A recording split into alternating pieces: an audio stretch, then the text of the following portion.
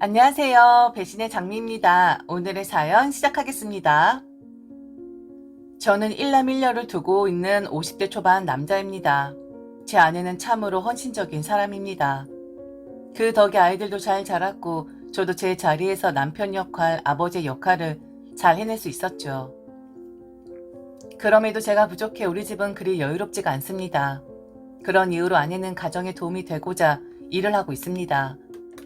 여유롭게 가정만 돌보며 사는 처제를 볼 때면 비교가 되어 항상 아내에게 미안하고 안쓰럽고 하답니다. 늘 문제는 저였습니다. 능력이 없던 저는 그나마 다니던 작은 회사마저 경영이 악화되면서 그만두게 되었고, 많은 나이에 비해 이렇다 할 경력이 없던 저는 제대로 된 취업을 하지 못하고 알바를 전전하였습니다. 그나마 돈이 되는 알바는 젊은 사람들만 원했고 제가 할 수 있는 일은 극히 드물었습니다. 주유소 알바도 하고 편의점 알바도 하며 주어진 일은 다 했습니다. 그래도 이전 회사에서 영업을 했었기에 사람들을 대하는 일은 잘할 수 있었습니다. 하지만 아직 아이들이 중학생이다 보니 이렇게 알바로 하루하루를 근근히 살아간다는 것이 너무나 캄캄하더군요. 그러던 어느 날 친구 아버지의 부고 소식에 장례식장이 있는 대구로 갔습니다. 오랜만에 친구들도 만나서 이런저런 얘기는 하면서 우울했던 마음을 좀 풀어볼까 하는 마음으로 갔는데, 친구들을 만나보니 참 그냥 조의금만 낼 걸 괜히였나 싶더라고요. 그래도 다들 비슷비슷하게 살지 않으려나 했는데 저만 이렇게 살고 있더라고요. 물론 여유 있는 친구들도 힘들어하는 친구들도 있는데, 나는 힘들다며 죽는 소리 하는 친구들마저 그래도 직장은 다 갖고 있던데 저만 알바를 하고 있었습니다. 저는 뭐하며 어찌 지내냐는 친구들의 질문에 저 스스로가 부끄러워서 차마 알바한다는 이야기는 하지 못하고 전에 다니던 회사에 다니고 있다며 애둘러 이야기했습니다. 그렇게 한층 더 착잡한 마음으로 친구들과 술잔을 기울이고 장례식 한켠에서 눈을 붙이고는 다음날 새벽 첫 차를 타고 집으로 오려고 장례식장을 막 나서는데, 상복을 입은 한 사람이 제 뒤에서 말을 걸어옵니다. 저기요, 저기요, 저기요. 아, 저요? 네, 정말 죄송한데, 정말 죄송한 부탁을 좀 할 수 있을까요? 네? 무슨 말씀이시죠? 저희 어머니가 돌아가셨는데 운구를 할 사람이 부족해서요. 죄송한데 상황이 괜찮으시다면 부탁 좀 드려도 될까요? 아, 정말 죄송한 부탁인 줄 압니다. 조금 이따 운구를 해야 하는데 손이 부족해서요. 정말 부탁드리겠습니다. 대신 사례는 섭섭찮게 해드리겠습니다. 순간적으로 오늘 어차피 올라가봐야 알바도 못하고 하루 공칠 텐데 대신 운구해 드리고 알바비라도 벌자라는 생각으로 알겠다고 했습니다. 그분 어머니 장례식장에 갔는데 상주도 그분뿐이고 친척도 거의 없더라고요. 장례식장 한켠에는 운구할 사람을 기다리는지 웬 남자 세 분이 뒤에서 서 있었습니다. 저는 그분들과 함께 운구를 해드리고 근처 화장장까지 동행을 했습니다. 차 안에는 가족이라고 하기에도 너무 초라한 몇몇의 사람들이 아무 말 없이 앉아 있었고, 앞자리에 앉은 먼 친척 같은 분이 하시는 혼잣말로 사업이 망해 아내와도 이혼하고 망하고 나자 친구들도 연락을 끊은 건지 아무도 찾아오는 사람도 없다며 혀를 끌끌 차며 안타까워 하더라고요. 순간 나보다 더 힘든 사람이 있구나, 나는 내 가족들이 있는데 라는 생각이 들었습니다. 그러게요. 미처 몰랐는데 주변에 아무도 없이 힘들게 사는 사람도 있네요. 저보다도 더 안타까운 사람인 것 같아 그냥 좋은 일 했다 치자하고 몰래 나오려고 했습니다. 왠지 그분에게 사례 같은 거 받으면 안 될 것 같더라고요. 그래서 화장터에서 살짝 나와 돌아가려는데 어느샌가 그분이 절 쫓아나와서는 제게 하얀 봉투 하나를 내밉니다. 그래서 제가 받지 않겠다고 했습니다. 받으면 안 될 것 같았거든요. 제가 계속해서 받지 않겠다고 하자 받으세요. 제가 너무 감사해서 그렇습니다. 에이, 좋은 일도 아니고 어머님이 돌아가셨는데 괜찮습니다. 마침 시간이 돼서 도와드린 거예요. 그래도 너무 죄송해요. 받아주세요. 오늘 처음 배웠지만 연배도 비슷하신 것 같고 그냥 친구라고 생각하십시오. 친구가 어머니 운구 도와준 거라 치세요. 제가 이 돈을 받으면 제가 죄송할 것 같아서 그래요. 그러면 전화번호라도 알려주시겠어요? 제가 나중에 꼭 밥이라도 한 끼 사겠습니다. 저는 계속해서 괜찮다고 했지만 계속해서 연락처를 묻는 그분에게 전화번호를 알려드리고 집으로 올라왔습니다. 그렇게 전 다시 일상으로 돌아와 이전과 같이 생활했습니다. 낮에는 주유소에서 일을 하고 저녁에는 편의점에서 일을 했어요. 정말 가끔 너무 힘이 들 때면 그날 만났던 그분을 떠올렸습니다. 어머님을 보내는 그 길에 가족도 없이 혼자 흐느끼 오시던 그분. 그래, 나는 나를 믿어주는 가족들은 있지. 하며 다시 마음을 다잡고 언젠간 날 채용해 주는 곳이 있으리라는 생각으로 여기저기 이력서도 쓰며 안정적인 직장을 갖기 위해 노력을 했습니다. 그런데 제 마음과 달리 여전히 세상은 그렇게 만만치 않더라고요. 아직도 저를 원하는 회사는 없더군요. 정말 열심히 할 자신이 있는데 서류 전형 자체를 아예 통과하지 못했습니다. 그로부터 1년이 반이 지난 어느 날 저희 가족에게 청천벽력 같은 일이 일어났습니다. 글쎄 아내가 유방암에 걸렸다고 하더군요. 그나마 다행이라고 생각해야 하는 건지 아내는 유방암이 이기였고 수술과 치료 이후 관리를 잘하면 완치도 가능하다고 했습니다. 하지만 그럼에도 우리 가족에게 아내의 발병은 너무나 큰 불행이었습니다. 평생 내 뒷바라지하면서도 일도 하고 아이들을 키워왔던 아내. 나의 부족한 능력에도 항상 내 편에서 용기를 주던 아내가 이제는 병마와 싸워야 하고 수술을 해야 한다뇨. 무능한 저에게 너무 화가 나고 아내가 안타깝고 미안해 아내에게 바로 일을 그만두고 치료에 최선을 다하자고 했습니다. 당시 아내는 3교대 공장에 다니고 있었거든요. 그러니 그간 몸이 얼마나 힘들었을까요. 다행히 아내의 직장에서는 10년 동안 다닌 아내를 배려해주어 스스로 복직을 보장해주겠다며 우선 3개월 병가로 쉬라고 하더군요. 저는 아내에게 계속해서 이 김에 그만두라고 했지만 아내는 이제 고등학교에 올라갈 아이들이 있기에 무작정 퇴사는 안 된다며 병가를 내고 치료를 시작했습니다. 아내의 말에 아무 말도 할 수 없었습니다. 현실은 고등학생이 될 두 아이가 있는데 저 혼자로는 아내의 병원비 다 감당할 수 없었으니까요. 그런 제 자신이 너무나도 부끄러웠고 모든 상황이 절망스러웠습니다. 제가 못나서 그랬겠죠.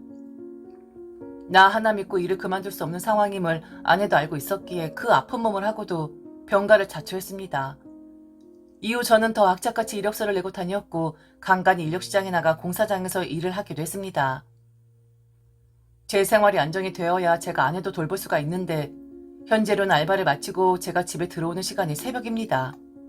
그랬기에 짧은 시간에 많은 돈을 벌 수 있는 알바가 필요했고 더 정확히는 안정적인 직장이 필요했습니다. 그러던 어느 날 작은 회사에서 서류 전형에 합격했으니 면접을 보러 오라며 전화가 왔습니다. 근 3년 만에 첫 면접이었습니다.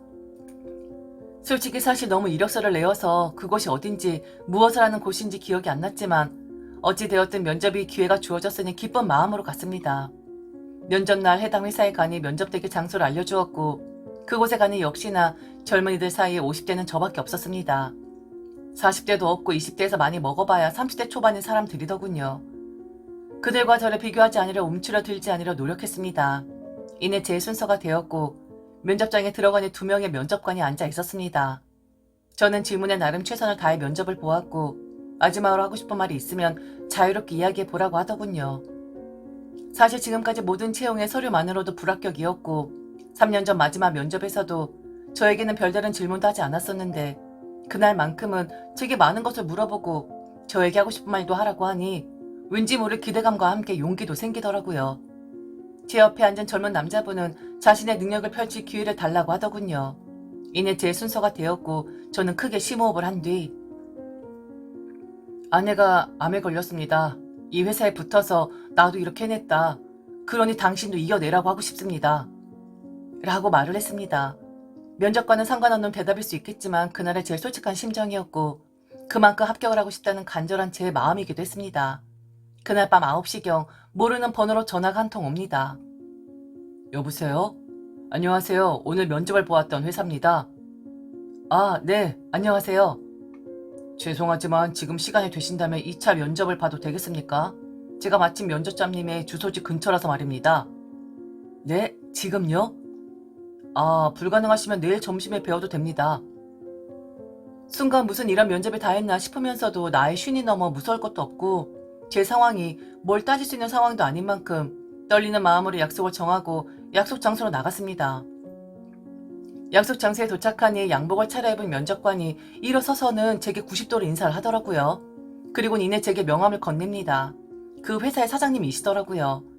인사 과장이나 되려나 싶었는데 사장님이셨다니 깜짝 놀라 미처 자리에도 앉지도 못하고 연신 고개를 숙이며 인사를 했습니다. 아이고 이렇게 면접 기회를 또 주셔서 감사합니다. 사장님은 그런 제 팔을 잡으며 앉으라고 하시더군요. 사장님은 이내 혹시 저 기억 안 나십니까? 예단치 못한 사장님의 질문에 당황을 했고 사장님의 얼굴을 이리 보고 저리 봐도 기억이 잘 안 나더라고요. 그러다 사장님이 제게 그러시더라고요. 재작년에 저희 어머님 돌아가셨을 때 운구해 주셨잖아요. 안 그래도 한번 연락을 드려야지 하면서 바쁘게 사느라 잠시 잊고 있었습니다. 죄송합니다. 순간 그날 가죽 없이 흐느끼면서 힘없이 울고 있던 그분의 뒷모습이 떠오르더라고요. 그렇습니다. 그날 대구 장례시장에서 만났던 분입니다. 저는 너무 놀라서 아무 말을 못하고 있는데 그분이 하시는 말씀이 처음에 이력서에 있는 사진을 보고 선생님인지 알아보았습니다. 순간 머리가 띵하면서도 이렇게도 인연이 되는구나 싶더라고요. 그래서 선생님을 제가 면접 리스트에 올렸습니다. 사람을 뽑는 일이 저 혼자만 정하는 게 아니기에 선생님이 들어오시는 모습을 보고 제가 얼마나 떨렸는지 몰랐습니다. 면접을 잘 봤으면 하는 마음이에요. 그런데 마지막에 하신 말씀이 저와 같이 면접을 보던 친구 녀석에게도 인상이 깊었나 보더라고요. 그래서 그 친구에게 선생님과의 인연을 이야기했습니다. 그때 같이 운가하던 사람 중 한 명이 바로 그 친구였거든요. 둘이 지금까지 이런저런 얘기하다가 선생님을 채용하기로 하고 바로 알려드리고 싶어서 이렇게 늦은 시간임에도 연락을 드리게 됐습니다. 저는 정말 말도 안 되는 상황이라고 생각이 들었고 이렇게 나도 직장을 갖게 되는구나. 이제 내 아내를 위한 치료비에 절절매지 않아도 되겠구나 싶어 왈칵 눈물이 맺혔습니다. 사장님은 어머니 돌아가셨을 당시 사업이 갑자기 망하면서 모든 게 망가졌었던 시기였다고 하더군요. 당시 가정도 잃고 어머님도 갑자기 돌아가시면서 모든 게 무너져 절벽의 끝에 서 있는 상황이었다고 합니다. 그러다 현재 공동대표로 있는 친구분의 제안으로 다시 사업을 시작한 지 이제 겨우 3개월밖에 안 되었다고 하더군요. 회사가 시작한 지 얼마 안 되다 보니 아직은 자리가 잡히지도 않았고 거래처도 뚫기 힘들어서 그런지 젊은 친구들은 대부분 보름도 못 견디고 나가기 일쑤고 자신 혼자 영업을 감당하기엔 힘이 든다고 그러면서 괜찮다면 자신의 회사에서 같이 일하지 않겠냐고 하십니다. 다만 영업이 워낙 힘든 직종이라 일이 힘들 수 있다고 견뎌내 주실 수 있냐 하시더군요. 저도 영업만 30년 가까이 하던 사람입니다. 그리고 지금 이 상황이라면 전 북극에서도 얼음을 팔 수 있고 사막에서 모래 장사도 할 수 있습니다. 그래서 사장님의 제안을 수락했고 그때 그 인연으로 저는 사장님과 5년째 일을 하고 있습니다. 지금은 제가 입사했을 당시보다 회사 규모도 조금 커지고 어느 정도 자리가 잡혔습니다. 제가 입사했을 당시에는 정말 힘들긴 했어요. 하지만 제가 어떻게 들어온 직장입니까? 힘들어도 영업장에서 까이고 또 까여도 100번 도전해서 안 되면 101번을 분을 두드려서 영업을 성공해가며 이 회사가 내 것이란 생각으로 일을 했습니다. 그리고 단순 알바만 하다가 다시 영업을 하니 나름 재미도 있고 그 성취감은 말로 다 못하겠더군요. 아참, 아내 수술은 잘 되었고 얼마 전 유방암 완치 판정을 받았습니다. 그래도 조심하긴 해야죠. 아내는 공장 일을 진작에 그만두고 최근에 많이 회복하게 되면서 낮에 소소한 알바를 하고 있습니다.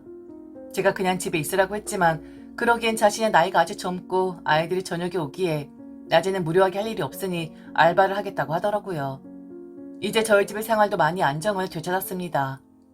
코로나로 인해 온라인으로 주로 제품 판매량이 급속도로 늘었고 그로 인해 별다른 영업을 하지 않아도 물건들의 전체 주문이 많아졌거든요. 저는 요즘 제가 살면서 가장 높은 월급을 받으면서 처음으로 가장다운 가장으로 살고 있는 듯합니다. 참 사장님은 저보다 5살이 어립니다. 회사에서는 제 영업부장이라고 직함을 불러주지만 밖에 나오면 저에게 형님 하면서 공적으로는 사장님과 부장, 사적으로는 형님 아우로 지내고 있습니다. 쉰이 조금 넘은 지금까지 살아오면서 정말 많은 인연들을 만났고 정말 많은 일들을 겪었지만 제게 이렇게 드라마 같은 일이 생길 줄은 몰랐습니다. 그때 제가 주머니 사정이 여의치 않아 친구 어머니 조문을 가지 않았다면 오늘날의 저는 아직도 알바를 전전하고 있을 수도 있었겠죠. 작은 인연도 소중하게 생각하며 저를 기억해준 사장님께도 감사하기도 하고 남은 인생에서도 어떤 인연이 어떻게 찾아올지 모르니 내게 다가오는 좋은 인연들을 잘 찾아보려고 합니다. 지금까지 들어주셔서 진심으로 감사합니다. 이상 배신의 장미였습니다.